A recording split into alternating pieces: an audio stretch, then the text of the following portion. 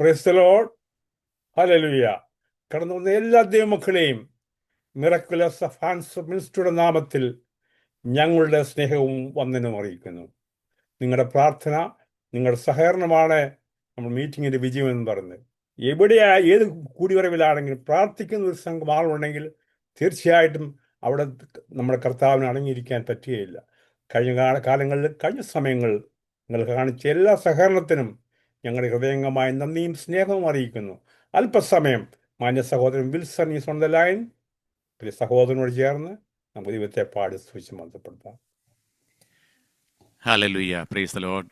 കർത്താവായ യേശു ക്രിസ്തുവിൻ്റെ പവിത്ര നാമത്തിൽ എല്ലാവർക്കും എൻ്റെ സ്നേഹവന്ദനം. കർത്താവ് എല്ലാവരെയും അനുഗ്രഹിക്കട്ടെ. കർത്താവിൻ്റെ ദാസനെയും കൂടെയുള്ള എല്ലാ പ്രിയപ്പെട്ടവരെയും ദൈവം ധാരാളം അനുഗ്രഹിക്കട്ടെ.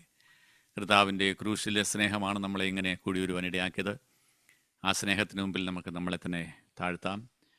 പ്രത്യാശയുടെയും കർത്താവിൻ്റെ സ്നേഹത്തിൻ്റെയും പാട്ടുകൾ പാടുന്നതാണ് എൻ്റെ ജീവിതത്തിലെ ഏറ്റവും വലുത്. നിങ്ങൾക്കും അങ്ങനെ തന്നെ ഞാൻ വിശ്വസിക്കുന്നു. ഒരു പാട്ട് നമുക്ക് പാടാം.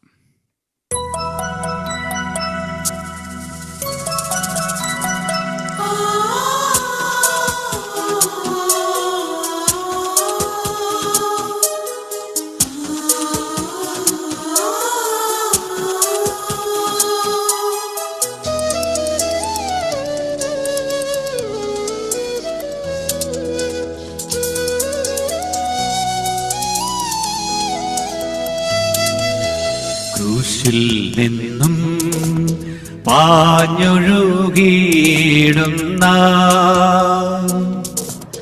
ദൈവ സ്നേഹത്തിൻ വൻ കൃപയെ ഒഴുകി അടിയനിൽ പെരുകേണമേ. സ്നേഹ സാഗരമാ ഒഴുകി അടിയനിൽ പെരുകേണമേ. സ്നേഹ സാഗരമാ സ്നേഹമാം ദൈവമേ, നീ എന്നിൽ അനുദിനവും വളരേണമേ. ഞാനോ കുറയേണമേ. സ്നേഹമാം ദൈവമേ, നീ എന്നിൽ അനുദിനവും വളരേണമേ. ഞാനോ കുറയേണമേ.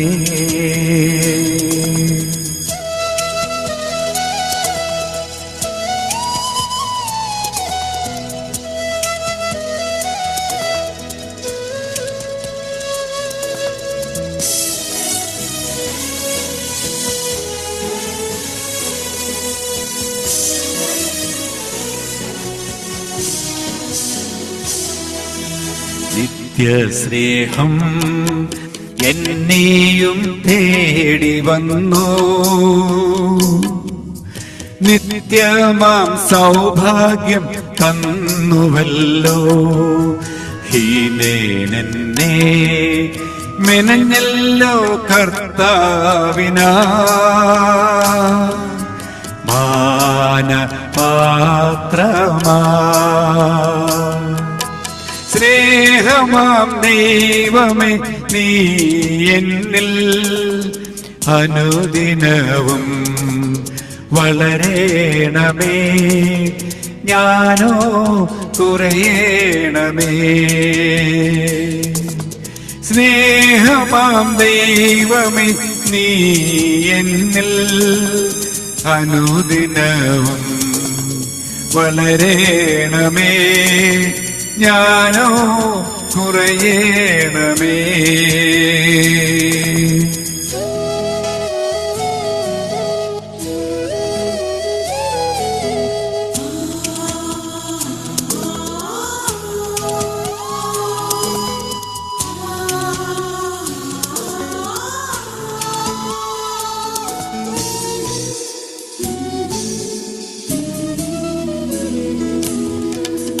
ലോകത്തിൽ ഞാൻ ദരിദ്രനായിടിലും നിൻ സ്നേഹം മതിയെനിക്കാശ്വാസമായി. ദൈവസ്നേഹം എന്റെയും ആത്മാവിനാ സമ്പന്നൻ ആക്കിയല്ലോ. സ്നേഹമാം ദൈവമേ നീ എന്നിൽ അനുദിനവും വളരേണമേ, ഞാനോ കുറയേണമേ. സ്നേഹമാം ദൈവമേ നീ എന്നിൽ അനുദിനവും വളരേണമേ, ഞാനോ കുറയേണമേ.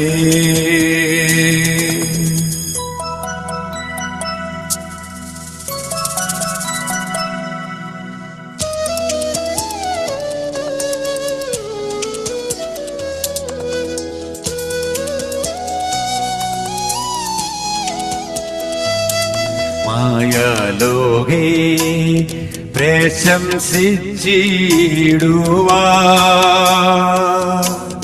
യാതൊന്നും ഇല്ലല്ലോ പ്രാണനാഥ.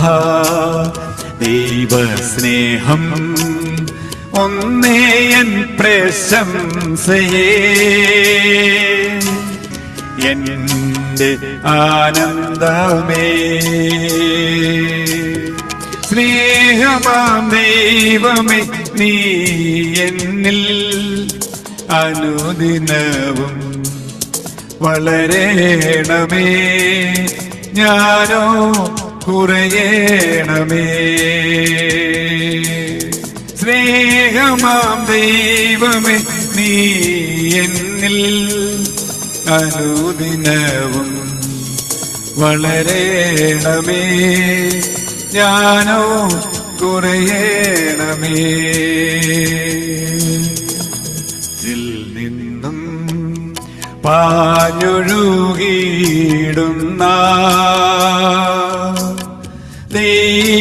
ദൈവസ്നേഹത്തിൻ വൻകൃപയെ ഒഴുകി ഒഴുകി അടിയനിൽ പെരുകേണമേ. സ്നേഹസാഗരമാ സ്നേഹമാം ദൈവമേ നീ എന്നിൽ അനുദിനവും വളരേണമേ, ഞാനോ കുറയേണമേ. സ്നേഹമാം ദൈവമേ നീ എന്നിൽ അനുദിനവും വളരേണമേ, ഞാനോ കുറയേണമേ.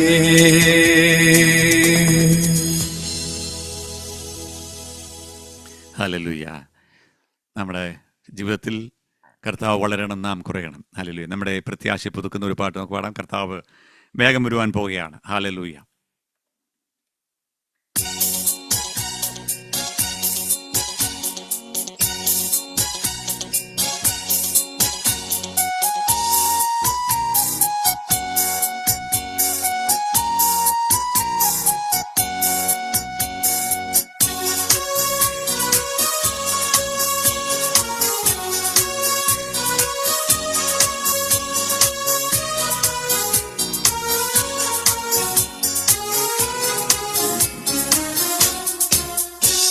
പ്രാക്കളെ പോൽ നാം പറന്നിടുമേ പ്രാണപ്രിയൻ വരവിൽ. പ്രാക്കളെ പോൽ നാം പറന്നിടുമേ പ്രാണപ്രിയൻ വരവിൽ. പ്രത്യാശയേറുന്നേ പൊന്മുഖം കാണുവാൻ, പ്രത്യാശയേറുന്നേ പൊന്മുഖം കാണുവാൻ. പ്രാണപ്രിയൻ വരുന്നു, പ്രാണപ്രിയൻ വരുന്നു. പ്രാക്കളെ പോൽ നാം പറന്നിടുമേ പ്രാണപ്രിയൻ വരവിൽ. പ്രാക്കളെ പോൽ നാം പറന്നിടുമേ പ്രാണപ്രിയൻ വരവിൽ.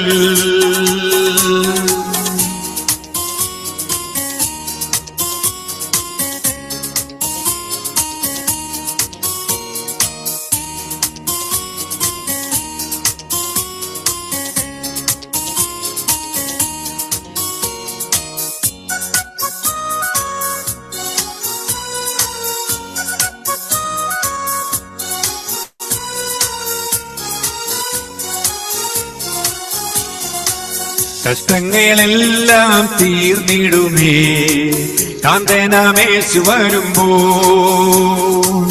കഷ്ടങ്ങളെല്ലാം തീർന്നിടുമേ കാന്തനാമേശു വരുമ്പോ. കാത്തിരുന്നിടാം ആത്മബലം ധരിക്കാം, കാത്തിരുന്നിടാം ആത്മബലം ധരിക്കാം. കാലങ്ങളേറെയില്ല, കാലങ്ങളേറെയില്ല. പ്രാക്കളെ പോൽ നാം പറന്നിടുമേ പ്രാണപ്രിയൻ വരവിൽ.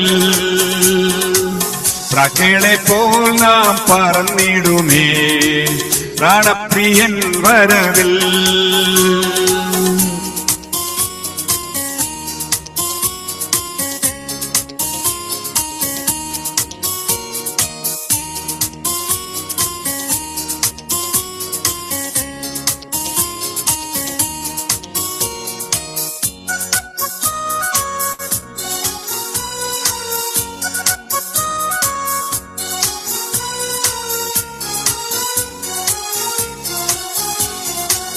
യുദ്ധങ്ങൾ ക്ഷാമങ്ങളേറിടുമ്പോൾ ഭാരപ്പെടേണ്ടതുണ്ടോ? യുദ്ധങ്ങൾ ക്ഷാമങ്ങളേറിടുമ്പോൾ ഭാരപ്പെടേണ്ടതുണ്ടോ? കാഹളം ധ്വനിക്കും വാനിൽ മണവാളൻ വന്നിടും, കാഹളം ധ്വനിക്കും വാനിൽ മണവാളൻ വന്നിടും. വിശുദ്ധിയോടൊരുങ്ങി നിൽക്കാം, വിശുദ്ധിയോടൊരുങ്ങി നിൽക്കാം. പ്രാക്കളെ പോൽ നാം പറന്നിടുമേ പ്രാണപ്രിയൻ വരവിൽ. പ്രാക്കളെ പോൽ നാം പറന്നിടുമേ പ്രാണപ്രിയൻ വരവിൽ.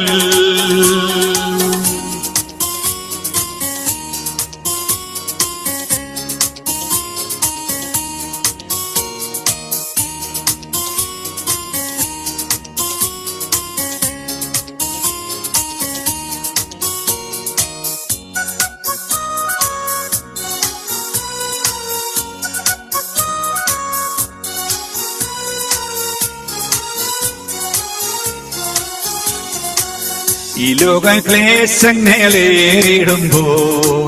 സാരമില്ലെന്നെണ്ണിടുക. ഈ ലോക ക്ലേശങ്ങളേറിടുമ്പോൾ സാരമില്ലെന്നെണ്ണിടുക. നിത്യസന്തോഷം ഹായത്രയോ ശ്രേഷ്ഠം, നിത്യസന്തോഷം ഹായത്രയോ ശ്രേഷ്ഠം. നിത്യമായങ്ങു വാണിടും, നിത്യമായങ്ങു വാണിടും. പ്രാക്കളെ പോൽ നാം പറന്നിടുമേ പ്രാണപ്രിയൻ വരവിൽ.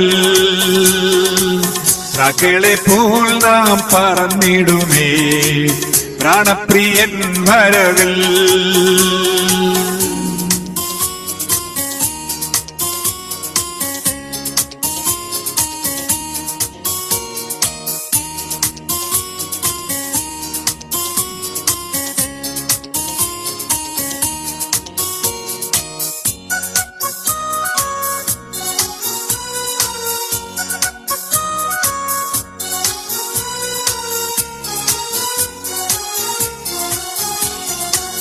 വീണ്ടെടുക്കപ്പെട്ട നാം പാടിടും മൃത്യുവേ ജയമെവിടെ.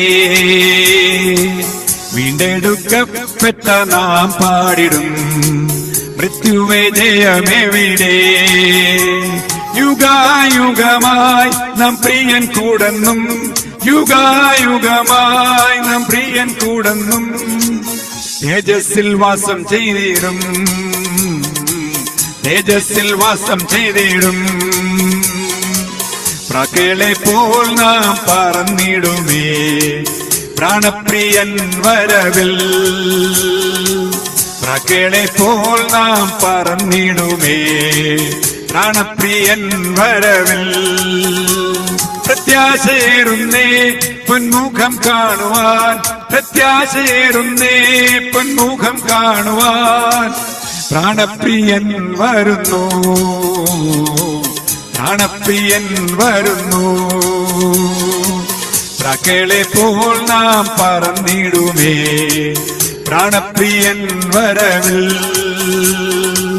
പ്രാക്കളെ പോൽ നാം പറന്നിടുമേ പ്രാണപ്രിയൻ വരവിൽ. ആമേൻ. ഹല്ലേലൂയ. Thank you. കർത്താവിന്റെ അതിപരിശുദ്ധമായ നാമം വാഴ്ത്തപ്പെടുമാറാകട്ടെ. നമ്മുടെ ഇന്നത്തെ മീറ്റിംഗിലേക്ക് കടന്നു വന്നിരിക്കുന്ന എല്ലാ പ്രിയപ്പെട്ടവരെയും കർത്താവായ യേശുക്രിസ്തുവിന്റെ നാമത്തിൽ സ്നേഹത്തെയും വന്ദനത്തെയും അറിയിക്കുകയാണ്. ഒരു പ്രാവശ്യം കൂടി വരുവാൻ കർത്താവ് നമ്മുടെ ജീവിതത്തിൽ തന്ന ഈ വലിയ ഭാഗ്യ പദവിക്കായി ദൈവത്തെ സ്തുതിക്കുന്നു. കഴിഞ്ഞ ദിവസങ്ങളിൽ എല്ലാവരും പ്രാർത്ഥിച്ചുകൊണ്ടിരുന്നത് പോലെ തന്നെ കേരളത്തിലെ എലക്ഷൻ വളരെ സമാധാനപരമായിട്ട് നടക്കുവാനിടയായി, നല്ല പോളിങ്ങോടുകൂടി നടക്കുവാനിടയായി. പ്രാർത്ഥിച്ച എല്ലാവർക്കും ഞാൻ നന്ദി അറിയിക്കുകയാണ്. ഇന്നത്തെ നമ്മുടെ മീറ്റിംഗിൽ സാക്ഷ്യം പറയുവാനായി വന്നിരിക്കുന്നത് സിസ്റ്റർ അജീന സജീവാണ്. കൊല്ലം സ്വദേശിയാണ്. കൊല്ലത്ത് ഞങ്ങളുടെ അടുത്താണ് സഹോദരിയുടെ വീട്. ശാസ്താംകോട്ടയ്ക്ക് അടുത്ത് ശൂരനാട് എന്ന് പറയുന്ന സ്ഥലത്താണ് അത് പ്രിയ സിസ്റ്ററിന്റെ സ്വദേശം. അവിടെ നിന്ന് അത്ഭുതകരമായി ദൈവത്തിന്റെ ഡയറക്റ്റ് എൻകൗണ്ടറിലൂടെ ദൈവത്തെ അറിയുവാനിടയായി. കഴിഞ്ഞ 7 വർഷത്തോളമായി കർത്താവിന്റെ വിശ്വസ്ത സാക്ഷിയായി നിൽക്കുവാൻ, അനേക ഇടങ്ങളിൽ ദൈവത്തെക്കുറിച്ച് പറയുവാൻ, ദൈവത്തിന്റെ നാമത്തെ ഉയർത്തുവാൻ പ്രിയ സഹോദരിലൂടെ കർത്താവ് സഹായിച്ചുകൊണ്ടിരിക്കുന്നു. മുസ്ലിം ബാക്ക്ഗ്രൗണ്ടിൽ നിന്നാണ് വന്നത്. ആ സമൂഹത്തിൽ ഒത്തിരി പേർക്ക് ദൈവത്തെ അറിയുവാൻ അജീന സിസ്റ്ററിനെ കർത്താവ് ശക്തമായി പ്രയോജനപ്പെടുത്തിക്കൊണ്ടിരിക്കുന്നു. ദൈവം ഇനിയും അധികമായി അനുഗ്രഹിക്കുമാറാകട്ടെ. നമുക്കറിയാം, നമ്മൾ ആ സമൂഹത്തിന് വേണ്ടി പ്രാർത്ഥിച്ചുകൊണ്ടിരിക്കുന്നവരാണ്. അനേകർ ഈ ദിവസങ്ങളിൽ സത്യദൈവത്തെ അറിയുവാൻ, അവരുടെ അന്ധതകളിൽ നിന്ന്, അന്ധകാരത്തിൽ നിന്ന് ആമീൻ സത്യദൈവത്തിലേക്ക് അവരുടെ കണ്ണുകൾ തുറക്കപ്പെടേണ്ടതിനായി നമുക്കെല്ലാവർക്കും ശക്തിയോടെ പ്രാർത്ഥിക്കേണ്ടതുണ്ട്. വലിയൊരു സമൂഹത്തെ നമുക്ക് കർത്താവിന് വേണ്ടി നേടേണ്ടതുണ്ട്. നമ്മുടെ ഒന്നും ശുശ്രൂഷകൾ അവസാനിച്ചിട്ടില്ല. നമുക്ക് ഇനിയും അധിക ദൂരം പോകേണ്ടതുണ്ട്. നമുക്ക് പ്രാർത്ഥനയോടുകൂടി ആയിരിക്കാം. ഇപ്പോൾ സഹോദരി എറണാകുളത്ത് നിന്നാണ് നമ്മളോട് ഇപ്പൊ ജോയിൻ ചെയ്തിരിക്കുന്നത്. കർത്താവ് അയക്കുന്നിടത്തെല്ലാം ശക്തമായി ദൈവത്തിന്റെ ശുശ്രൂഷകൾ ചെയ്തുകൊണ്ടിരിക്കുന്നു. വളരെ സ്നേഹത്തോടെ ആദരവോടുകൂടി ഇന്നത്തെ മീറ്റിംഗിലേക്ക് ഞങ്ങൾ സ്വാഗതം ചെയ്യുകയാണ്. തുടർന്നുള്ള സമയങ്ങൾ ഒരു 40-45 മിനിറ്റോളം സാക്ഷ്യമായിട്ടും കർത്താവ് ഏൽപ്പിക്കുന്ന ദൂതുകൾ പറയുവാനായിട്ട് പ്രിയ അജീന സജീവ് സിസ്റ്ററിനെ ക്ഷണിച്ചുകൊള്ളുന്നു. Praise the lord. ആദ്യം നമുക്കൊരു വാക്ക് പ്രാർത്ഥിക്കാം. കണ്ണുകളെ അടയ്ക്കാം. എന്റെ ശബ്ദം ക്ലിയർ ആണോ സിസ്റ്റർ? ക്ലിയറാ, കുഴപ്പമില്ല. ഹല്ലേലൂയ.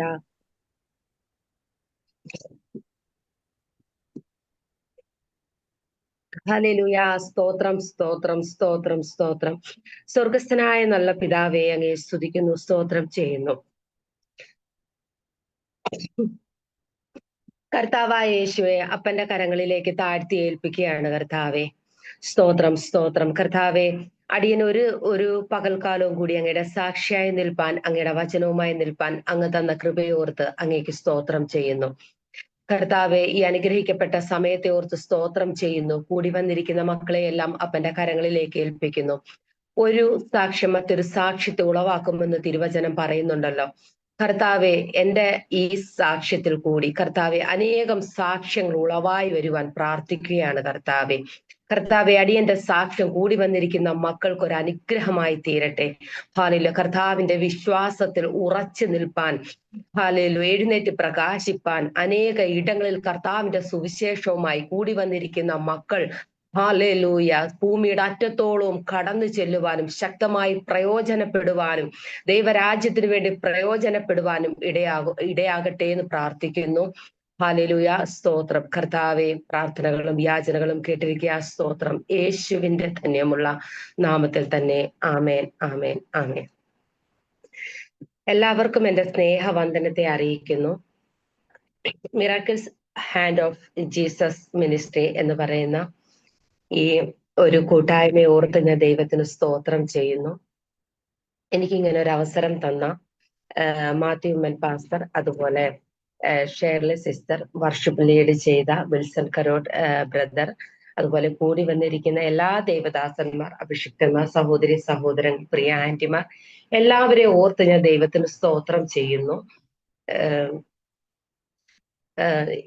ഒരിക്കൽ കൂടി ദൈവത്തിന്റെ സാക്ഷിയായി നിൽപ്പാൻ ദൈവം എനിക്ക് കൃപ ചെയ്തല്ലോ. ഒരിക്കലും എൻ്റെ നാവിൽ നിന്നും മനുഷ്യന്റെ ഒരു ശബ്ദം കേൾക്കാതെ ദൃഢമായി സത്യസന്ധമായി സ്വർഗത്തിലെ ദൈവത്തിന്റെ മുമ്പാകെ എനിക്ക് കർത്താവിന്റെ സാക്ഷിയായി നിൽപ്പാൻ ഇടയാകട്ടെ. എന്റെ ബുദ്ധിയിൽ നിന്നും ജ്ഞാനത്തിൽ നിന്നും ഒന്നും വരരുത് കർത്താവേ. ഹല്ലേലൂയ. എന്റെ പേര് അജീന എന്നാണ്. ഞാൻ ജനിച്ചു വളർത്തപ്പെട്ടത് കൊല്ലം ജില്ലയിലെ ശാസ്താംകോട്ടയ്ക്കടുത്താണ്. ശാസ്താംകോട്ടയ്ക്കടുത്ത് ശൂർനാട് എല്ലാവർക്കും അറിയുമോ എന്ന് എനിക്കറിയില്ല. ഷേർലി സിസ്റ്റർ ഞങ്ങളുടെ തൊട്ടടുത്തൊരു നാട്ടുകാരിയാണ്. പരിചയപ്പെട്ടതിൽ ഒത്തിരി സന്തോഷം.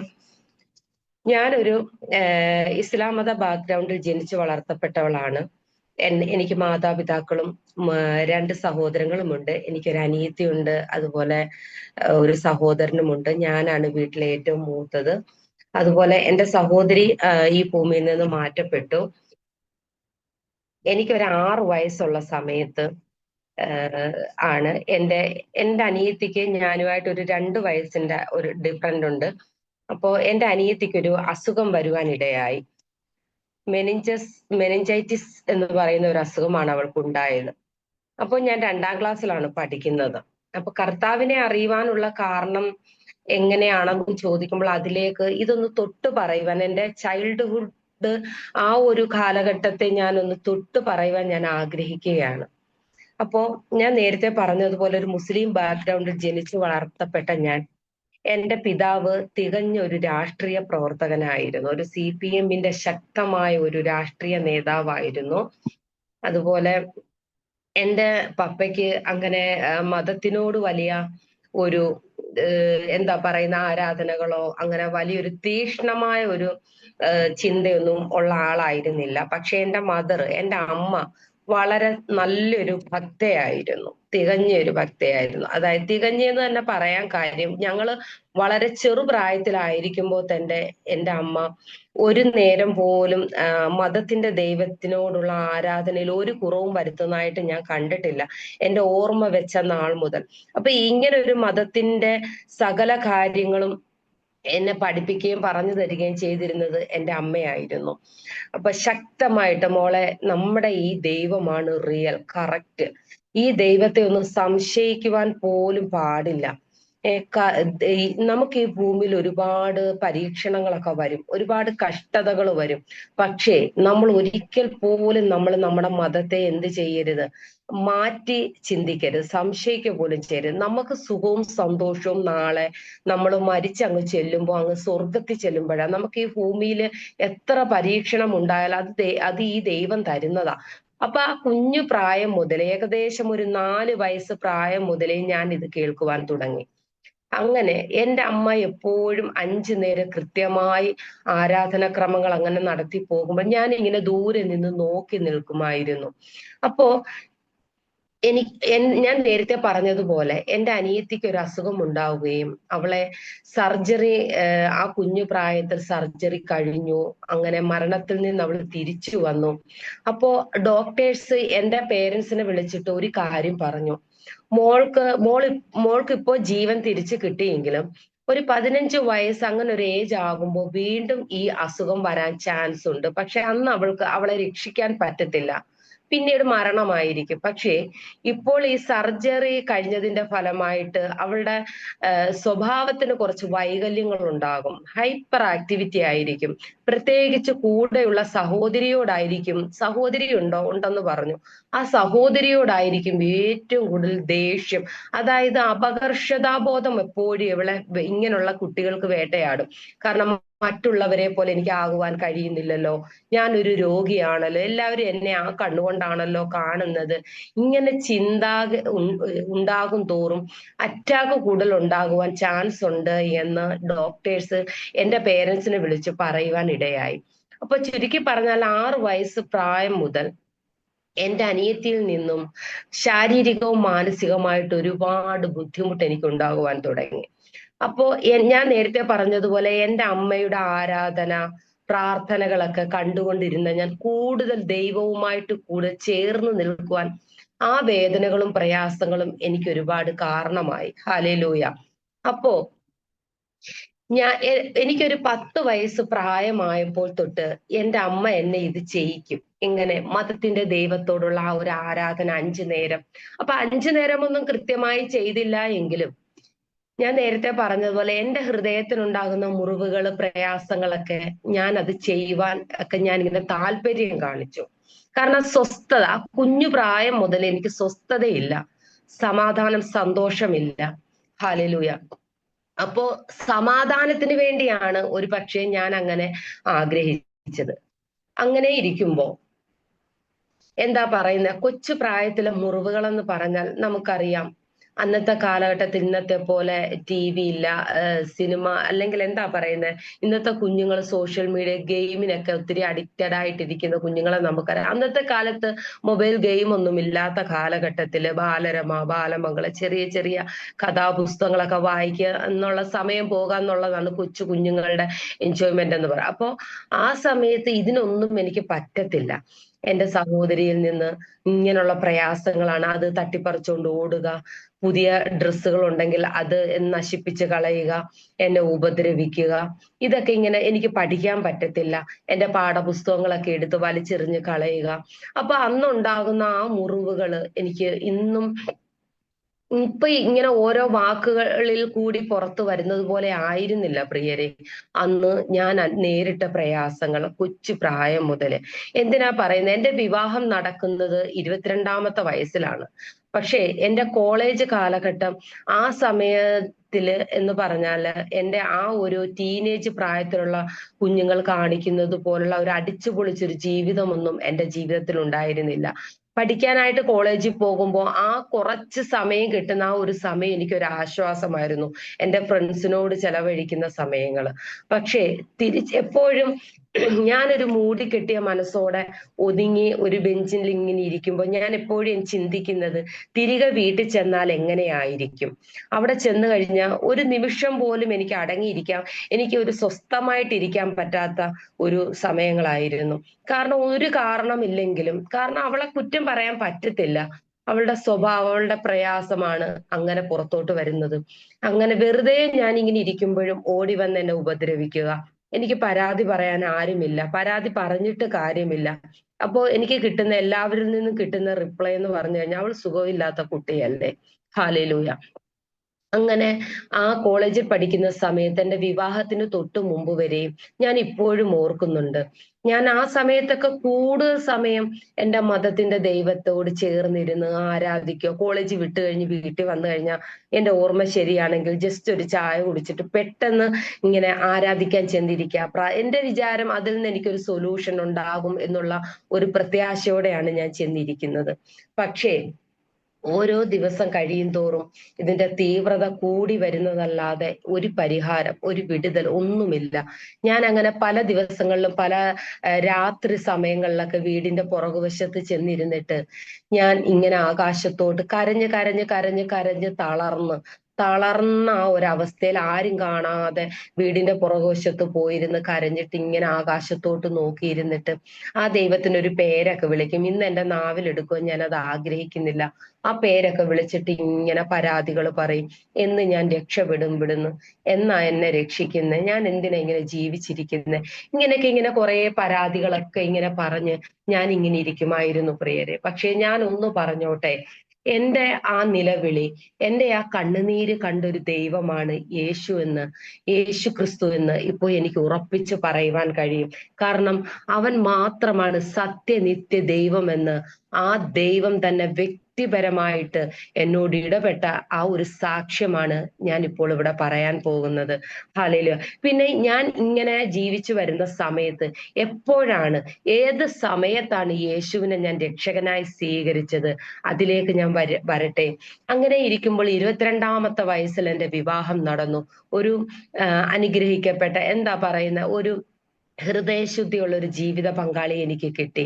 പക്ഷേ ദൈവരാജ്യത്തിന്റെ പദ്ധതിക്ക് വേണ്ടിയിട്ട് ഹല്ലേലൂയ തിരഞ്ഞെടുത്ത് എന്റെ അമ്മയുടെ ഉദരത്തിൽ ഉരുവാകുന്നതിന് മുമ്പേ എന്റെ ദൈവം എന്നെ കണ്ടതാണെന്ന് മനസ്സിലാക്കിയ പൈശാചിക ശക്തികളുടെ ആ ഒരു സാമ്രാജ്യം. ഹല്ലേലൂയ. എങ്ങനെയാണെന്ന് ചോദിച്ചാൽ എഫെസ്യർക്ക് എഴുതിയ ലേഖനത്തിൽ അപ്പോസ്തലനായ പൗലോസ് പറഞ്ഞതുപോലെ നമുക്ക് പോരാട്ടമുള്ളത് ജഡരക്തങ്ങളോടല്ലല്ലോ.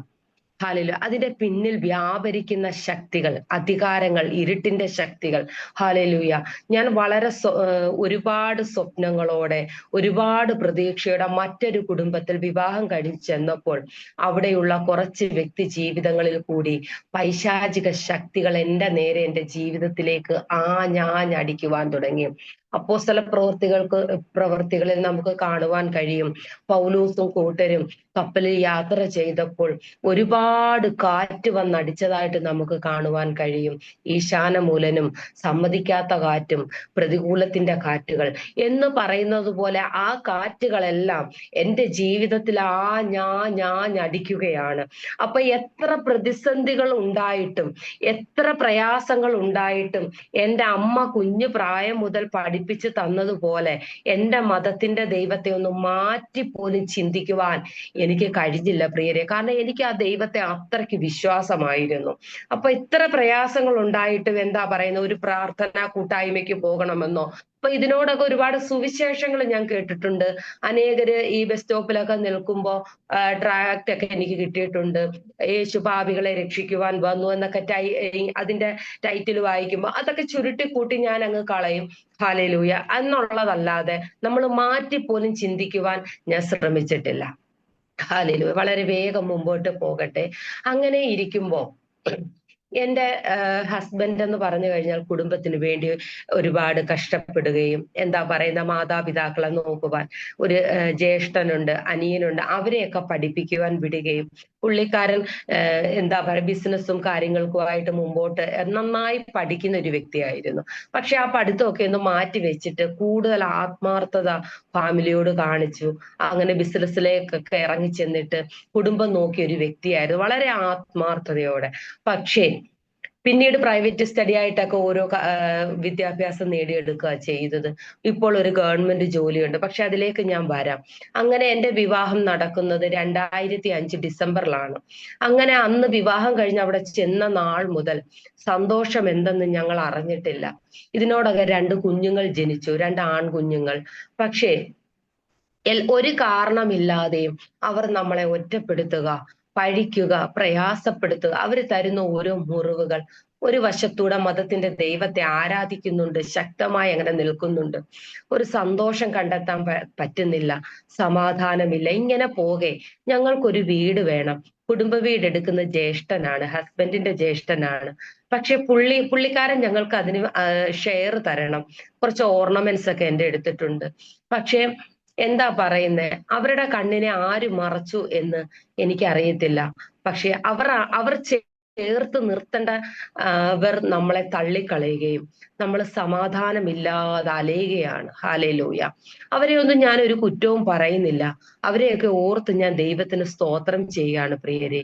പാട്ടുകാരൻ പാടിയതുപോലെ നമ്മളേറ്റ ഓരോ മുറിവുകളും, എന്താ പറയുന്നേ, കിട്ടിയ എല്ലാ തോൽവികളും, എല്ലാ കണ്ണുനീരുകളും ഈ ദൈവത്തെ, യഥാർത്ഥ ദൈവത്തെ കാണുവാൻ, ആ സാന്നിധ്യം അറിയുവാൻ എന്നെ ഇടയാക്കിയെന്ന് എനിക്ക് ഉറപ്പിച്ച് പറയുവാൻ പറ്റും. ആ കണ്ണുനീരുകൾ വന്നില്ലായിരുന്നുവെങ്കിൽ ഞാൻ എങ്ങനെ യേശുവിനെ അറിയും? എനിക്ക് നിത്യജീവൻ കിട്ടുമായിരുന്നു.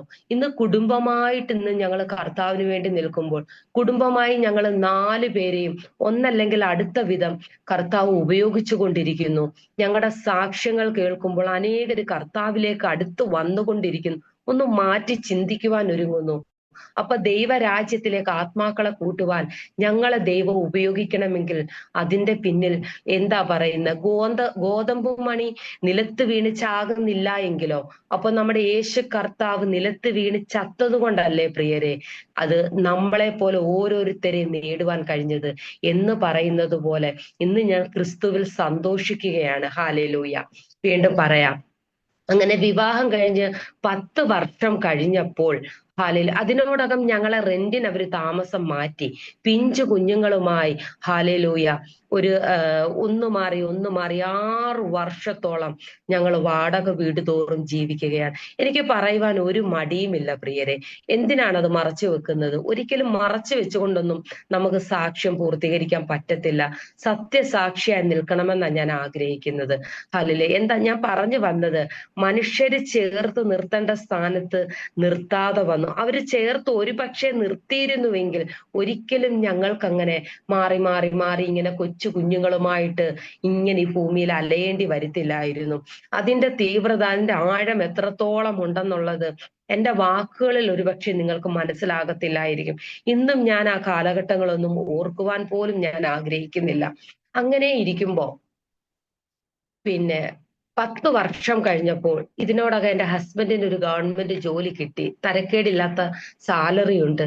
എങ്കിലും ഞങ്ങൾ ഒരു ചെറിയ പ്ലോട്ട് വാങ്ങിച്ചു, ഒരു 8 സെന്റ് സ്ഥലം വാങ്ങിച്ചിട്ട് അതിൽ ഒരു 3 ബെഡ്റൂമേ ഉള്ളൂ. പക്ഷെ ഒരു വീട് വെച്ചു താമസം മാറി. അവർ ഒരു ചെറിയ എമൗണ്ട് ഞങ്ങൾക്ക് ഷെയർ എന്നും പറഞ്ഞു തന്നു.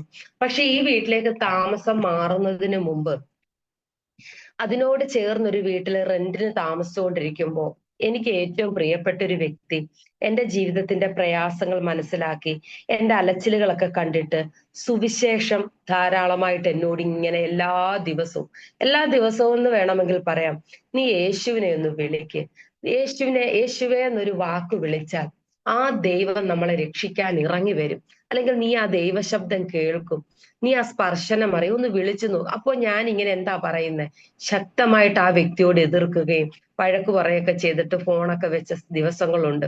പക്ഷെ ആ വ്യക്തി വീണ്ടും വീണ്ടും വീണ്ടും എന്നോട് ഇങ്ങനെ സുവിശേഷം പറയും, വചനങ്ങൾ പറയും.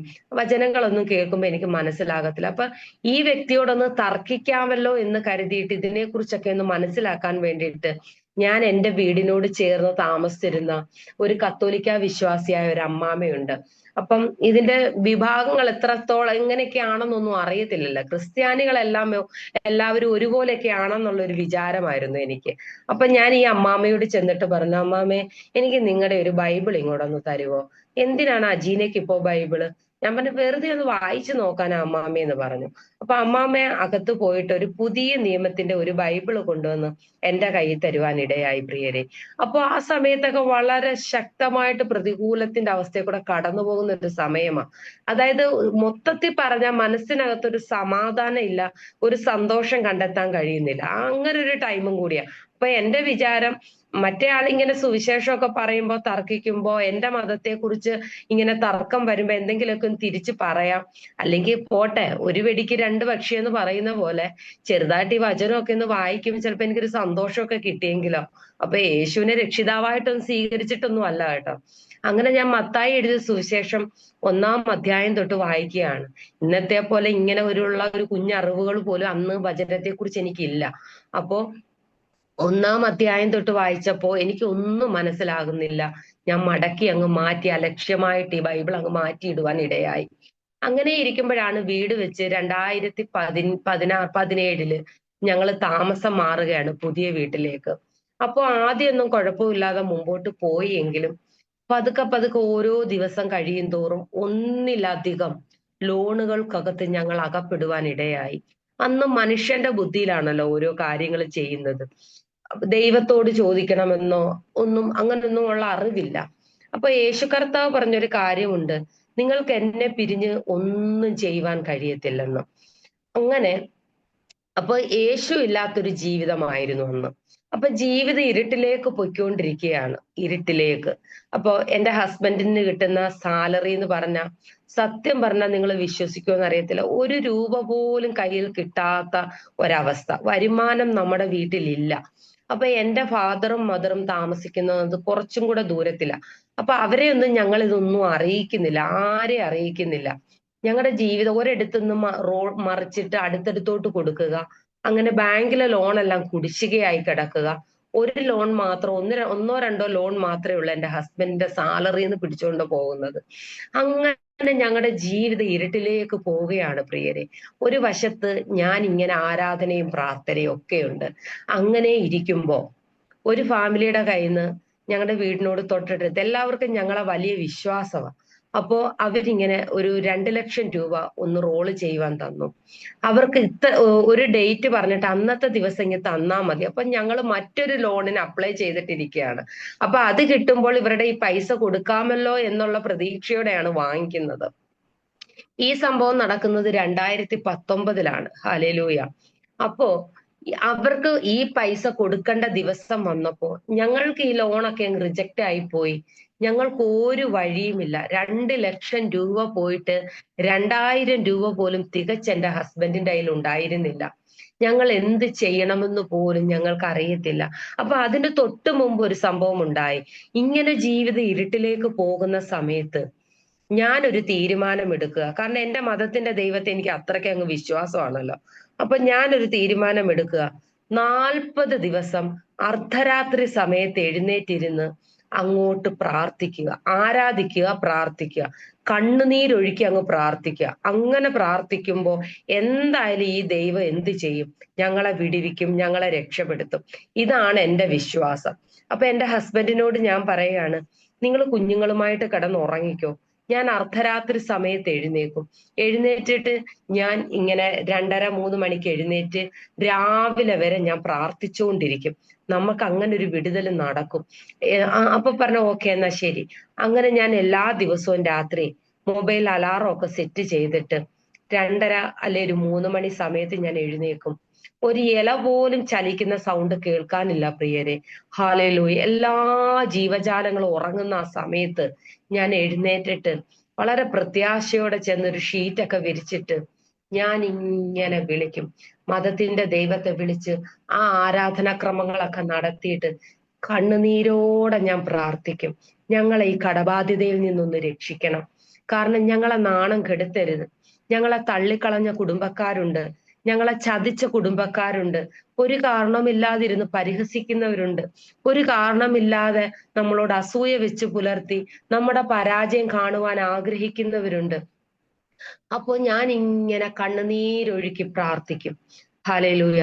അതിരാവിലെ സൂര്യൻ ഉദിക്കും വരെ ഞാൻ ഇങ്ങനെ പ്രാർത്ഥിച്ചിട്ട് എഴുന്നേറ്റ് മറ്റ് കാര്യങ്ങൾ ചെയ്യാനായിട്ട് കിച്ചണിലേക്ക് കടന്നു പോകും. അങ്ങനെ ദിവസങ്ങൾ ഇങ്ങനെ കടന്നുപോയി. ഓരോ ദിവസം കടന്നുപോയി.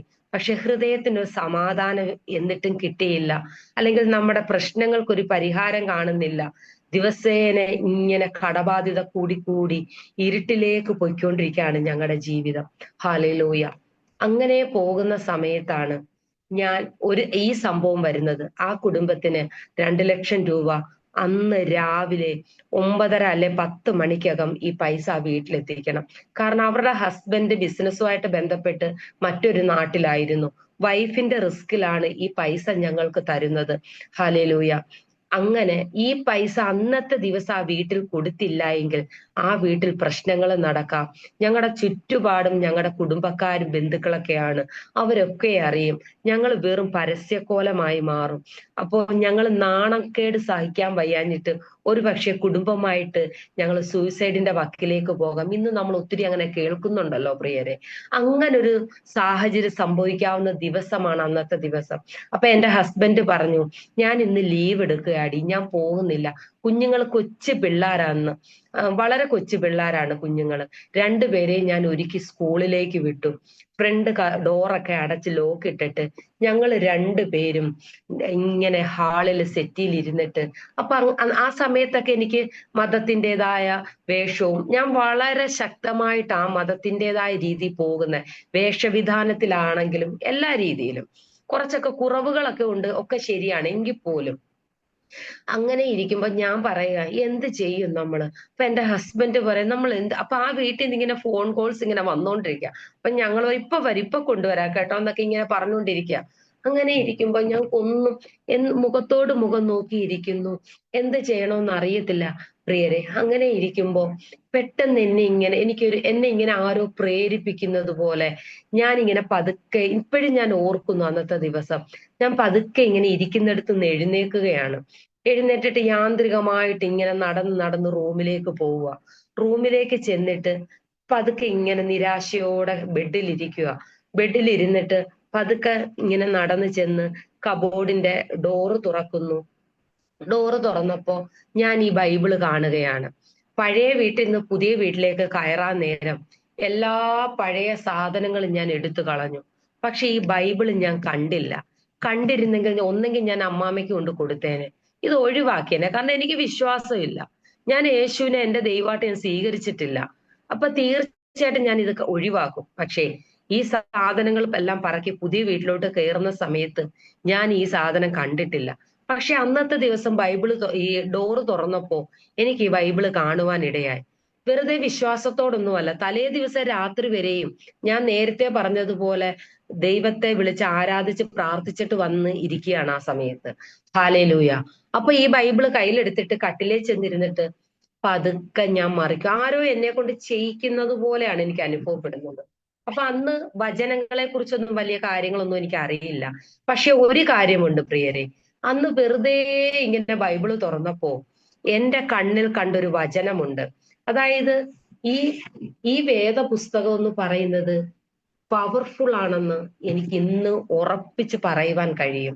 ഇത് ദൈവത്തിന്റെ വചനമാണ്. ഇതിന് ശക്തിയുണ്ട്. ഇത് നമ്മളോട് സംസാരിക്കും. അതിന് ഉദാഹരണം ആണ് ഞാൻ ഈ പറഞ്ഞു വരുന്നത്.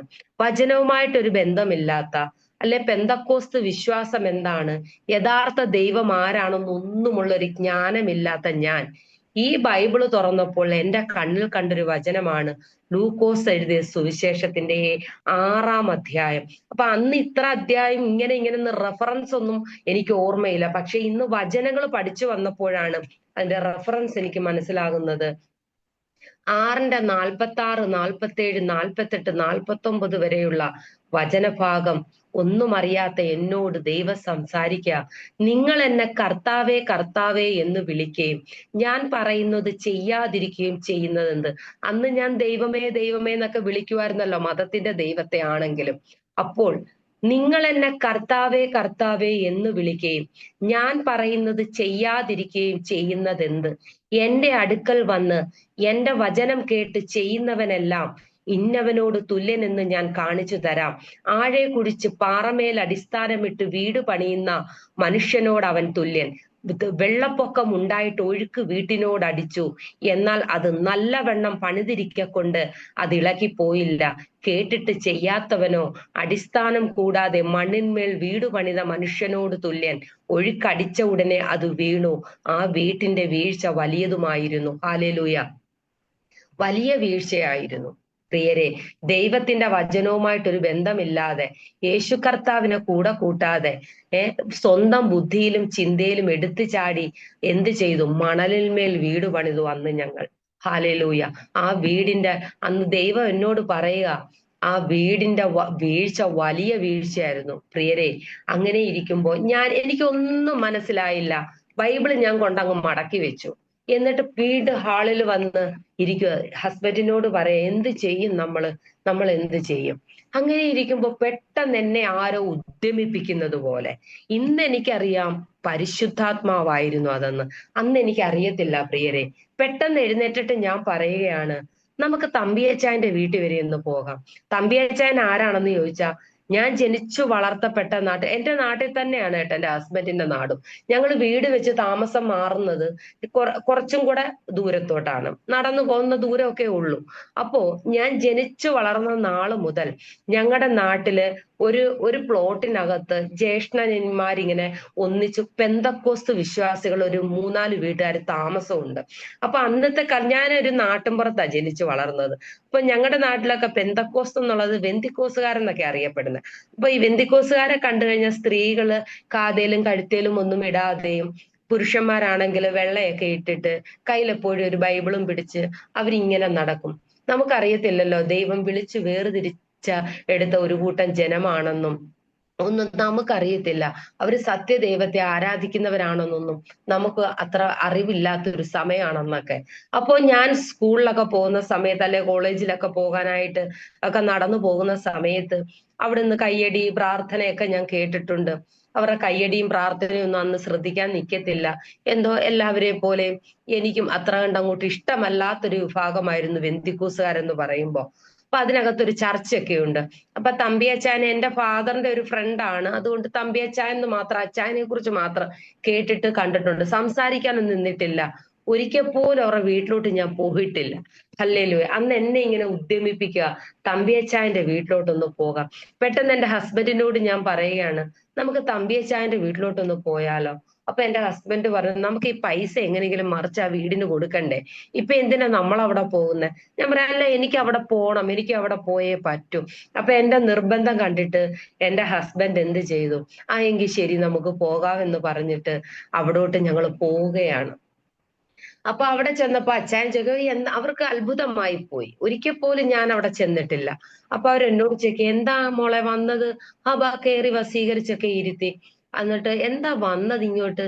അപ്പൊ ഞാൻ പറയുകയാണ്, പ്രിയരെ, ഒരിക്കൽ പോലും മാനുഷികമായിട്ട് നോക്കിയാൽ ഞാൻ ഒരിക്കലും പറയത്തില്ല ഞങ്ങൾക്ക് വേണ്ടി ഒന്ന് പ്രാർത്ഥിക്കണമെന്ന്. കാരണം 4 വയസ്സ് പ്രായം മുതല് എന്റെ അമ്മ ഈ മതത്തെ കുറിച്ച് എനിക്ക് പഠിപ്പിച്ചു തന്ന കാര്യങ്ങൾ, ഹല്ലേലൂയ, ഇതിനേക്കാൾ വലിയ പ്രതികൂലത്തിന്റെ കാറ്റ് ജീവിതത്തിൽ ആഞ്ഞാഞ്ഞടിച്ചപ്പോഴും ഒരിക്കൽ പോലും ഇങ്ങനെ ഒരു പ്രാർത്ഥനാ കൂട്ടായ്മയ്ക്ക് ഞാൻ പോയിട്ടില്ല.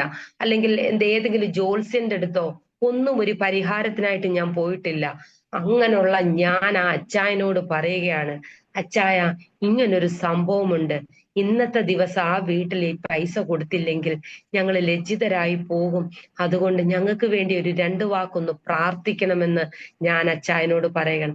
അതിനെന്താ മോളെ, പ്രാർത്ഥിക്കാമല്ലോ എന്ന് പറഞ്ഞിട്ട് അച്ചായന്റെ വൈഫിനെയും വിളിച്ചു നിർത്തി 2 പേരും കൂടി, ഒരു രക്തബന്ധം പോലും ഇല്ലാത്ത, ഒരു രീതിയിലും ബന്ധമില്ലാത്ത അവർ ഞങ്ങൾക്ക് വേണ്ടി ശക്തമായിട്ട് പ്രാർത്ഥിക്കുകയാണ്. കർത്താവായ യേശുവേ, ഞാൻ ഈ മക്കളെ അങ്ങയുടെ കരങ്ങളിൽ വെച്ചു തരുന്നു, ഇവർക്ക് വേണ്ടി വഴി തുറക്കണമേ, ആ കുടുംബവുമായിട്ടൊന്ന് പിണങ്ങാൻ പോലും ഈ മക്കളെ ഇടവരുത്തരുതേന്നും പറഞ്ഞ് അച്ചായനും അമ്മാമ്മയും പ്രാർത്ഥിക്കുവാൻ തുടങ്ങി. വളരെ വേഗം ഞാൻ പറഞ്ഞോട്ടെ പ്രിയരെ, എങ്ങനെയെന്ന് എനിക്കറിയത്തില്ല, അവർ യേശുവിനെ വിളിച്ച് പ്രാർത്ഥിച്ചപ്പോൾ തലേ ദിവസം രാത്രി വരെയും ഞാൻ മതത്തിന്റെ ദൈവത്തെ ശക്തമായി കണ്ണുനീരൊഴുക്കി ഞാൻ നിലവിളിക്കുകയായിരുന്നു. നിലവിളി, പ്രാർത്ഥന എന്നല്ല അതിന്റെ പേര്, നിലവിളിക്കുകയായിരുന്നു. കണ്ണുനീര് കൊണ്ട് വിരിച്ചിട്ടിരുന്ന ഷീറ്റ് വിരിച്ചിട്ട് നിലവിളിച്ചിട്ട് പോലും നടക്കാത്തൊരു വിടുതല്, ഡീറ്റെയിൽ ആയിട്ട് എങ്ങനാന്ന് ഞാൻ പറയുന്നില്ല. അന്നത്തെ ദിവസം ആ 2 ലക്ഷം രൂപ ആ ഭവനത്തിൽ കൊണ്ടുവന്ന് കൊടുക്കുവാൻ ഇടയായി. ഞങ്ങളൊന്ന് ലജ്ജിതരായി തീരുവാൻ പോലും ഇടയായില്ല. പെട്ടെന്ന് വഴികൾ തുറക്കുകയാണ്, എവിടുന്നൊക്കെയോ പൈസ കിട്ടുകയാണ്. ആ മേടിച്ചവരുടെ കയ്യിൽ നിന്നൊക്കെ ഒരാഴ്ചക്കുള്ളിൽ പൈസ തിരികെ കൊടുക്കുവാനും ഇടയായി. ഇതുകൊണ്ടൊന്നും ഞങ്ങളുടെ പ്രശ്നങ്ങൾ തീർന്നില്ല, ഞങ്ങളുടെ പ്രതിസന്ധികളൊന്നും അവസാനിച്ചില്ല. പക്ഷേ അന്ന് കിട്ടിയ വിടുതലുമായി ഞാൻ എൻ്റെ ഭവനത്തിൽ തിരികെ ചെന്നിട്ട് ബെഡിൽ ഇരുന്നിട്ട് ഞാൻ ഇങ്ങനെ യേശുവിനോട് ചോദിക്കുക, അന്ന് പ്രാർത്ഥിക്കാനൊന്നും അറിയത്തില്ല, യേശുവേ, അങ്ങ് സത്യനിത്യ ദൈവമാണെന്നൊക്കെ യഥാർത്ഥ ദൈവമാണെന്നൊക്കെ എനിക്ക് മനസ്സിലായി. പക്ഷേ എന്റെ മതത്തിൽ ഞാൻ പഠിച്ചു വെച്ചിരിക്കുന്ന കാര്യങ്ങൾ ഇങ്ങനല്ല. ക്രൂശിൽ യേശു മരിച്ചിട്ടില്ല എന്നാണ് ഞാൻ പഠിച്ചിരിക്കുന്നത്. യേശു വെറും ഒരു പ്രവാചകൻ മാത്രമാണെന്നാണ് ഞാൻ പഠിച്ചിരിക്കുന്നത്. യേശു എങ്ങനെ ദൈവമാകുന്നത്? പാപികളുടെ ഈ മനുഷ്യന്റെ പാപ പരിഹാരത്തിനാണ് അങ്ങ് ക്രൂശിൽ മരിക്കുന്നത്. എങ്ങനെയാ അങ്ങ് 3-ാം ദിവസം ഉയർത്തെഴുന്നേറ്റു എന്നൊക്കെ പറയുന്നല്ലോ, ഇതെങ്ങനെ ശരിയാകും? എനിക്ക് ഒരുപാട് സംശയങ്ങളുണ്ട്. ഇതൊക്കെ എനിക്കൊന്ന് ക്ലിയർ ചെയ്ത് തരണമെന്ന് ഞാൻ ഇങ്ങനെ എന്റേതായ ഭാഷയിൽ ഇത് പറയാൻ തുടങ്ങി. പ്രിയരെ, എന്റെ ഹസ്ബൻഡിനോട് ഇതൊന്നും ഞാൻ പറയുന്നില്ല. ചുരുക്കി പറഞ്ഞാൽ സമയം നമ്മുടെ മുമ്പിൽ ഇല്ലല്ലോ, വളരെ വേഗം ഞാനൊന്ന് പറഞ്ഞോട്ടെ. അന്ന് എന്റെ മൂത്ത മകൻ പഠിക്കുന്നത് 9-ാം ക്ലാസ്സിലാണ്. അപ്പൊ കുഞ്ഞുങ്ങൾക്ക് ഇതൊന്നും അറിയത്തില്ല. ഞാൻ ഒറ്റയ്ക്ക് റൂമിലിരുന്ന് യേശുവിനോട് സംസാരിക്കുക, എനിക്ക് ഇതൊക്കെ ഒന്ന് ക്ലിയർ ചെയ്ത് തരണം. അങ്ങനെ ഇരിക്കുമ്പോ 2 വർഷം 2.5 വർഷത്തോളം യേശു കർത്താവ് എല്ലാം ഇങ്ങനെ എൻ്റെ മതത്തിൻ്റെതായ ആ കാര്യങ്ങൾ, വിശ്വാസങ്ങളെ കുറിച്ച് എന്നെ പഠിപ്പിച്ചു തരികയാണ്. ഇതെങ്ങനെയാണ് സംഭവിച്ചത്, ഇതെങ്ങനെയാണ് വന്നത്, എല്ലാ ഡീറ്റെയിൽ ആയിട്ട് ഇപ്പൊ പറയാൻ സമയമില്ലല്ലോ. പക്ഷേ എനിക്ക് അതോടുകൂടി ഞാൻ ദൈവസന്നിധിയിൽ സറണ്ടായി പ്രിയരെ. യേശു തന്നെ സത്യനിത്യ ദൈവം. അപ്പോ അപ്പോ ഒരു പ്രത്യേക ഒരു സമാധാനം എൻ്റെ ജീവിതത്തിലുണ്ടായി. ഞാൻ നേരത്തെ പറഞ്ഞതുപോലെ 6 വയസ്സ് മുതല് ഞാൻ അനുഭവിച്ചിട്ടില്ലാത്ത സ്വസ്ഥതയും സമാധാനവും ഒരു പ്രത്യാശയും എന്തോ ഒരു ബലപ്പെടലും അന്ന് മുതൽ എനിക്ക് ഉണ്ടാകാൻ തുടങ്ങി. ഹല്ലേലൂയ. അങ്ങനെ ഇരിക്കുമ്പോ ഓരോ ബാങ്കിൽ നിന്ന് വിളി വരും, കുടിശ്ശികയായി, അല്ലെങ്കിൽ അവര് വിളിക്കും അതിങ്ങെടുത്തോണ്ട് തരണേ സ്വർണം, അല്ലെങ്കിൽ പൈസ കൊടുക്കാനുള്ള സമയമായി. ഇങ്ങനെ ഓരോ ദിവസവും കാര്യങ്ങൾ ഉണ്ടാകുന്നുണ്ട്. ആ സമയത്ത് ഞാൻ ഒറ്റയ്ക്ക് ഇരുന്നൊക്കെ പകൽ സമയങ്ങളിലൊക്കെ ഞാൻ ഇങ്ങനെ ഒരു സ്വയം ചിന്തിക്കും, ഇതെങ്ങനെയാണ് ഇത്രയും തകർച്ച ഞങ്ങളുടെ ജീവിതത്തിൽ വന്നത്? എന്റെ പിതാവിനെ കുറിച്ച് നോക്കുമ്പോൾ അദ്ദേഹം നല്ലൊരു മനുഷ്യനായിരുന്നു. അദ്ദേഹം കുടുംബത്തെ നോക്കുകയും സഹോദരങ്ങളെയൊക്കെ പറക്കം മുറ്റിച്ചു വിടുകയും എല്ലാവർക്കും ഒരു അടിസ്ഥാനം ഇട്ട് കൊടുക്കുകയും എല്ലാം വിട്ടുകൊടുക്കുന്ന ഒരു മനോഭാവമായിരുന്നു എന്റെ പിതാവിൻ്റെത്. എന്റെ സഹോദരിയുടെ ആ ഒരു ഹോസ്പിറ്റൽ കേസുമായിട്ടൊക്കെ ബന്ധപ്പെട്ട് കുടുംബത്തെ നോക്കി സാമ്പത്തികമായിട്ട് ഒരുപാട് പിറകിലോട്ട് പോയി എന്റെ ഫാദർ. എങ്കിലും അദ്ദേഹം വഴിയിൽ കൂടി പോകുന്ന തലയ്ക്ക് സുഖമില്ലാത്തവരെയും ആരോരുമില്ലാത്ത കൊച്ചു പിള്ളാരെയൊക്കെ വിളിച്ച് വീട്ടിൽ കൊണ്ടുവരിക, സ്വന്തമായിട്ട് പിന്നെ എന്റെ ഫാദറിന്റെ ഭക്ഷണവും കൂടി എടുത്ത് അവർക്ക് കൊടുക്കുക, അവരെ കിണറിന്റെ വക്കത്ത് കൊണ്ടുപോയി കുളിപ്പിച്ചെടുക്കുക, വ്രണങ്ങളൊക്കെ മുറിവുകൾ കെട്ടുക. ഇതൊക്കെ എന്റെ കൊച്ചു പ്രായം മുതൽ എന്റെ ഫാദറിൽ നിന്ന് ഞാൻ കണ്ടൊരു വ്യക്തിയാ. എന്നിട്ട് എന്റെ ഫാദറിന്റെ കുടുംബത്തിന് ഇത് സംഭവിച്ചു. വിവാഹശേഷം എന്റെ കുടുംബത്തില് എന്റെ ഹസ്ബൻഡിന്റെ കാര്യം ഞാൻ നേരത്തെ പറഞ്ഞതുപോലെ അദ്ദേഹവും എല്ലാം വിട്ടുകൊടുക്കുന്ന സ്വഭാവമായിരുന്നു. ഒന്നും പിടിച്ചു വെക്കുന്ന സ്വഭാവമില്ല, ചൂഷണം ചെയ്യുന്ന ഒരു മനോഭാവമില്ല. പിന്നെന്തേ ഞങ്ങൾക്ക് ഇങ്ങനെ സംഭവിച്ചതെന്നൊക്കെ ഞാൻ പകൽ സമയത്ത് ഒറ്റയ്ക്കിരുന്ന് സംസാരിക്കും. ആ സമയത്ത് പ്രിയമുള്ളവരെ, നിങ്ങൾക്ക് എത്ര പേർക്ക് മനസ്സിലാക്കാൻ കഴിയും? ഒരു കൈ വന്ന് എന്റെ തോളിൽ ഇങ്ങനെ ഇരിക്കും ശക്തമായിട്ട്, ഒരു മനുഷ്യന്റെ കൈയുടെ സ്പർശനം പോലെ. അപ്പോൾ ഞാൻ പെട്ടെന്ന് തിരിഞ്ഞു നോക്കും, ഞാൻ ഒറ്റയ്ക്കായിരിക്കും ഇരിക്കുന്നത്. അങ്ങനെ എല്ലാ ദിവസവും എനിക്ക് ഇങ്ങനെ ഒരു ഇടപെടൽ ഉണ്ടാകാൻ തുടങ്ങി. എല്ലാ ദിവസവും എന്നല്ല, ഒരു ദിവസം മുഴുവൻ സമയങ്ങളിലും എനിക്ക് ഇടപെടലുകൾ ഉണ്ടാകും.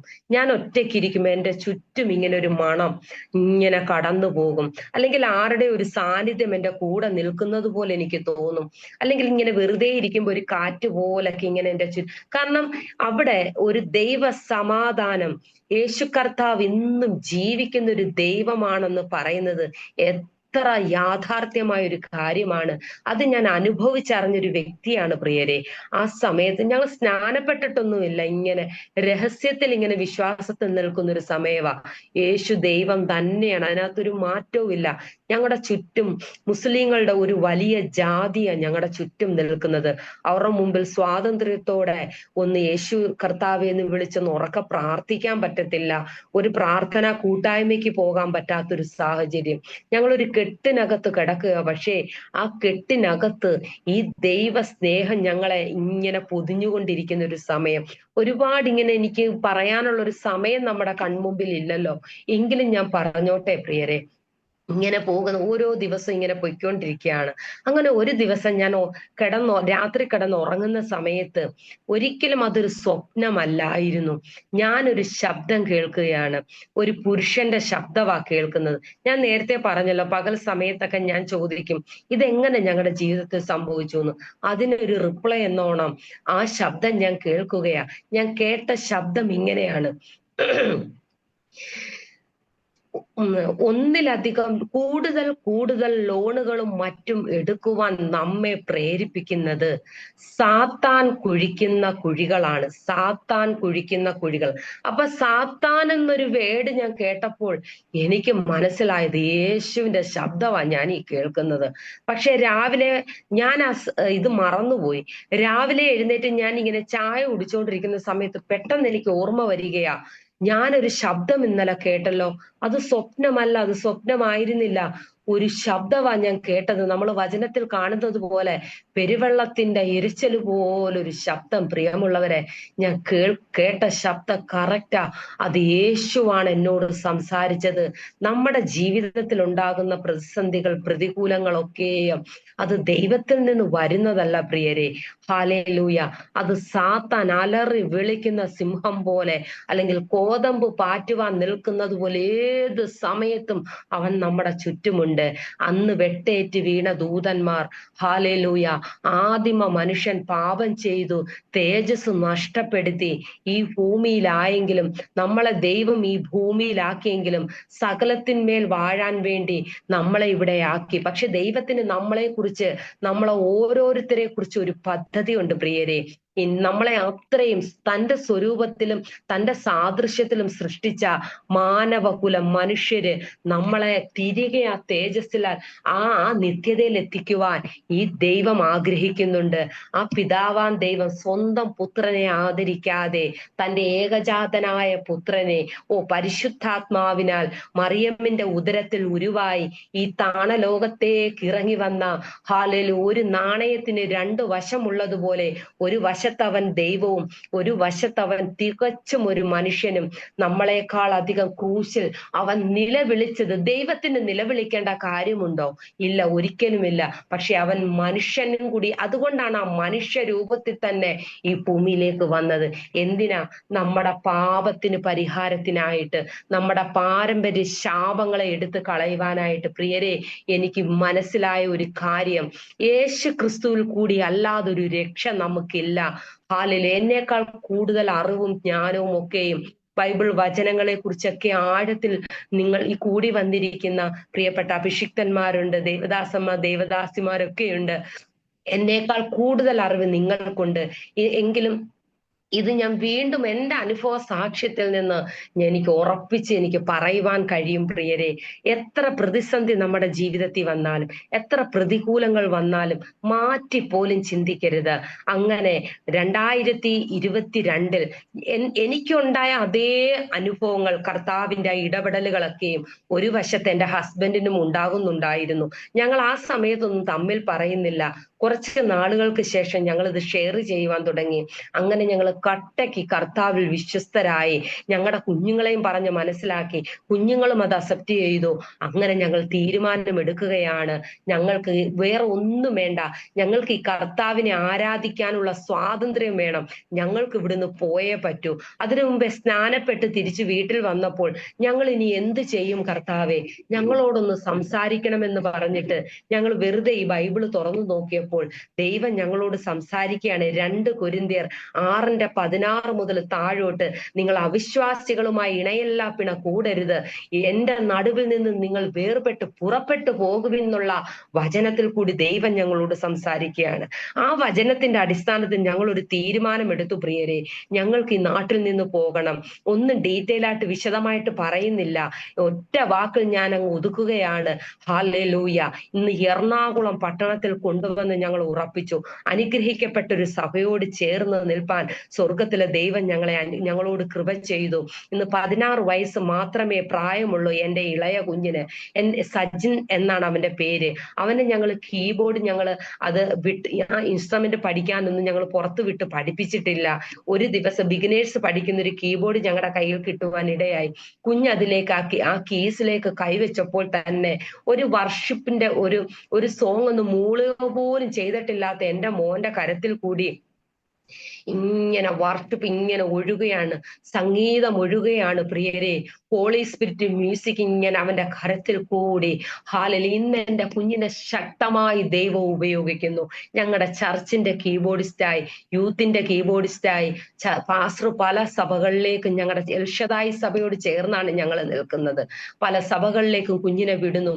അവിടെ ചെന്ന് കുഞ്ഞ് കീബോർഡ് വായിക്കുമ്പോൾ ഞങ്ങളുടെ ഒന്നും ഒരു കൈകളുടെ ഞങ്ങളുടെ ഒന്നും വലിപ്പമോ ഒന്നുമല്ല, ഈ ദൈവത്തിന്റെ കൃപയാ. ഹല്ലേലൂയ. ഒന്ന് പ്രാർത്ഥിക്കാൻ പോലും നല്ലതുപോലെ അറിയാത്ത എൻ്റെ കുഞ്ഞിന്റെ കരത്തിൽ കൂടി ആ സംഗീതം ഒഴുകുമ്പോൾ അവിടെ ഒരു ആത്മമണ്ഡലം തുറന്നു നിന്നിട്ട് അത്ഭുതങ്ങളും അടയാളങ്ങളും സംഭവിച്ചു കൊണ്ടിരിക്കുന്ന ഒരു കാഴ്ചയാണ് ഇന്ന് ഞങ്ങൾ കാണുന്നത്. ഹല്ലേലൂയ. പാസ്റ്റർ എപ്പോഴും എന്നോട് പറയും, ഇവനെ ഞാനിങ്ങി ദത്തെടുത്തെന്ന്. കാരണം അതുപോലൊരു മേഘമിറങ്ങി നിൽക്കുന്ന ഒരനുഭവമാണ് എൻ്റെ കുഞ്ഞ് കീബോർഡ് വായിക്കുമ്പോൾ. പ്രിയരെ, ഒന്നും പ്രശംസിപ്പാനില്ല, ഒന്നും പുകഴുവാനുമില്ല. ആ കൃപയാൽ ഇന്ന് ഞങ്ങൾ നിൽക്കുന്നു. ഞങ്ങളോട് അബ്രഹാമിനോട് പുറപ്പെട്ടു വന്നപ്പോൾ സകലതും വിട്ടേച്ച് വരാൻ പറഞ്ഞതുപോലെ ഞങ്ങളോട് പറഞ്ഞു. ഞങ്ങൾ ആ ഭവനം വിറ്റു, ലോൺ ബാധ്യതകളൊക്കെ ഞങ്ങൾ അങ്ങ് ഒഴിവാക്കി. ഇന്ന് സ്വസ്ഥമായി ദൈവം ഞങ്ങൾ ഈ എറണാകുളം പട്ടണത്തിൽ ഞങ്ങൾ ഇന്നൊരു ഫ്ലാറ്റിൽ റെന്റിന് താമസിക്കുകയാണെങ്കിലും ഹല്ലേലൂയ. അന്ന് 2019 20 അല്ലെങ്കിൽ 2023 വരെ നോക്കിയാൽ അന്നത്തെ ജീവിതമല്ല ഞങ്ങളുടേത്.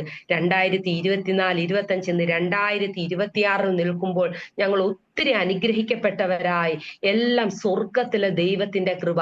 ഇവിടെ കൂടി വന്നിരിക്കുന്ന മക്കളോട് ഞാൻ വചനത്തിൽ നിന്നൊന്നും ഞാൻ പറഞ്ഞില്ല, എന്റെ സാക്ഷിയായി നിൽപ്പാൻ ഇന്നൊരു ദിവസം എന്റെ സ്വർഗത്തിലെ ദൈവം എനിക്കൊരു അവസരം തന്നല്ലോ. ഇനി ദൈവം നമുക്ക് ഇങ്ങനെ ഒരു അവസരം തന്നാൽ കൂടുതൽ കാര്യങ്ങൾ, ഇനി ഒരുപാട് സാക്ഷ്യങ്ങളുണ്ട് പ്രിയരെ. ഇന്ന് ഞങ്ങൾ പ്രാർത്ഥിച്ചാണ് ഓരോ കാര്യങ്ങളും നേടുന്നത്. ഒരു മനുഷ്യരെയും ഞങ്ങൾ ആശ്രയിക്കാൻ പോകത്തില്ല. എന്റെ ഹസ്ബൻഡിന്റെ ട്രാൻസ്ഫറുമായിട്ട് ബന്ധപ്പെട്ട് ഒരിക്കൽ ഭരിക്കുന്ന പാർട്ടി പോലും ചെയ്തു തരാത്ത കാര്യം ഇടവിൽ നിന്ന് പ്രാർത്ഥിച്ച് ഈ യേശു കർത്താവിന്റെ കരത്തിലേക്ക് കൊടുത്ത് പ്രാർത്ഥിക്കുമ്പോൾ ഞങ്ങൾക്കത് സാധ്യമാകുന്നു. ഹല്ലേലൂയ. ഇവിടെ കൂടി വന്നിരിക്കുന്ന മക്കളോട് ഞാനൊരു കാര്യം പറയട്ടെ, ഒരിക്കൽ പോലും നിങ്ങൾ മാറ്റിപ്പോലും ചിന്തിക്കല്ലേ, നിങ്ങൾ വിശ്വാസത്തിൽ ക്ഷീണിച്ചു പോകല്ലേ. ഓ ഹല്ലേലൂയ. നമ്മളെ കരുതുവാൻ ശക്തനായ ജീവിക്കുന്ന ഒരു ദൈവത്തെയാണ് നമുക്ക് കിട്ടിയിരിക്കുന്നത്. ഹല്ലേലൂയ. പ്രതിസന്ധികളൊക്കെ വന്നേക്കാം. ഈ ലോകത്തിൽ കഷ്ടമുണ്ടെന്നല്ലേ കർത്താവ് പറഞ്ഞത്. നമ്മളെക്കാൾ അധികം എത്ര അനുഭവിച്ചിട്ടാണ് നമ്മുടെ കർത്താവ് പോയത്. പക്ഷെ കർത്താവ് ഒരു കാര്യം പറഞ്ഞിരുന്നു, എന്റെ സമാധാനം ഞാൻ നിങ്ങൾക്ക് തന്നേച്ചു പോകുന്നു, അത് ലോകം തരുന്നത് പോലെയല്ല.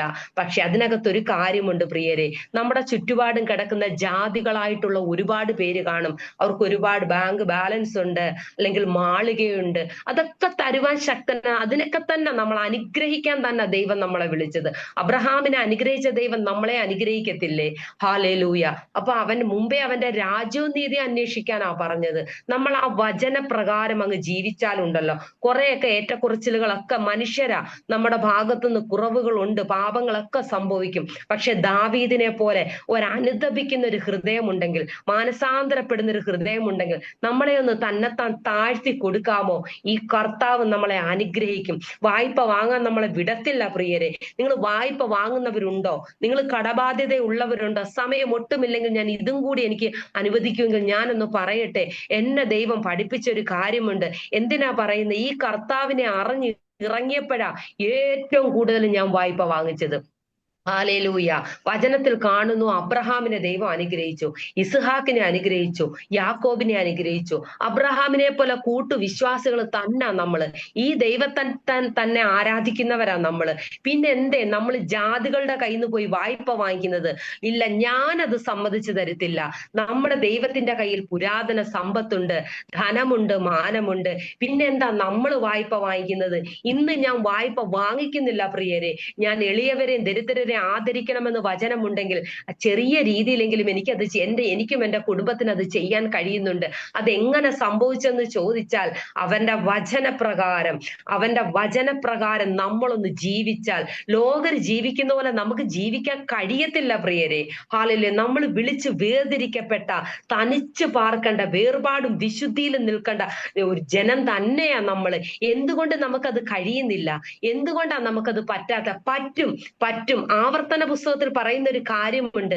എന്താണെന്നറിയാവോ? എന്റെ വചനം കേട്ടനുസരിക്കേണ്ടതിന് നിങ്ങൾ ആര് പോയി സ്വർഗത്തിൽ പോയാൽ അത് കൊണ്ടുവരും? അല്ലെ, സമുദ്രം കടന്നുപോയി ആരത് കൊണ്ടുവരും? ഇല്ല, ഒരിക്കലുമില്ല. ദൈവം പറയുന്ന അതിന്റെ ആവശ്യമില്ല. എന്റെ വചനത തൊട്ടടുത്ത് നിങ്ങളുടെ വായിൽ തന്നെ, നിങ്ങളുടെ ഹൃദയത്തിൽ തന്നെ തന്നിരിക്കുന്നു എന്ന് പറയുമ്പോൾ എന്തുകൊണ്ട് നമുക്കത് പാലിക്കാൻ പറ്റുന്നില്ല? എന്റെ ജീവിതത്തെ ഞാൻ ക്രമപ്പെടുത്താൻ തുടങ്ങി. എന്നിലുള്ള പഴയ ജഡത്തിലുള്ള ആ സ്വഭാവങ്ങളെയൊക്കെ ഒന്ന് മാറ്റി, ഇപ്പോഴും ചെറിയ രീതിയിലുണ്ട്, ഇല്ലെന്ന് ഞാൻ പറയുന്നില്ല, അതൊക്കെ ഒന്ന് മാറ്റാൻ ശ്രമിക്കുമ്പോൾ നമ്മൾ എന്ത് ചെയ്യും? അനേകർക്ക് കൊടുക്കുന്നവരായി തീരും. സമയം ഒരുപാട് മുന്നോട്ട് പോയി, ഞാൻ ക്ഷമ ചോദിക്കുകയാണ്. എങ്കിലും എന്റെ ഈ സാക്ഷ്യം നിങ്ങൾക്ക് എല്ലാവർക്കും ഒരു അനുഗ്രഹമായെന്ന് ഞാൻ വിശ്വസിക്കുന്നു. എനിക്ക് ഒറ്റ കാര്യം മാത്രമേ പറയാനുള്ളൂ. സത്യനിത്യ ദൈവത്തെ നമുക്ക് കിട്ടിയിരിക്കുന്നത് മുറുകെ പിടിച്ചോ, അവന്റെ വചനവുമായിട്ട് അങ്ങ് മുന്നോട്ട് പോയിക്കോ. ഈ സർവ ജാതികൾക്കും മേലെ നമ്മുടെ ജീവിതത്തെ ദൈവമാക്കി തീർക്കും. സ്തോത്രം. എല്ലാവരെയും ദൈവം ധാരാളമായി അനുഗ്രഹിക്കട്ടെ. എനിക്കിങ്ങനെ ഒരു അവസരം തന്ന പാസ്റ്ററിനെയും അതുപോലെ ഈ മിനിസ്ട്രിയെയും ഞാൻ ദൈവത്തിന് നിങ്ങളെ എല്ലാവരെയും ഓർത്ത് ഞാൻ സ്തോത്രം ചെയ്യുന്നു, നന്ദി പറയുന്നു. ഇനിയും എന്നെ ദൈവശക്തമായി ഉപയോഗിക്കുവാനും എന്റെ കുടുംബത്തെ ഓർത്തും എല്ലാവരുടെയും പ്രാർത്ഥന ഞാൻ ചോദിക്കുകയാണ്. ദൈവം എല്ലാവരെയും അനുഗ്രഹിക്കട്ടെ. Thank you.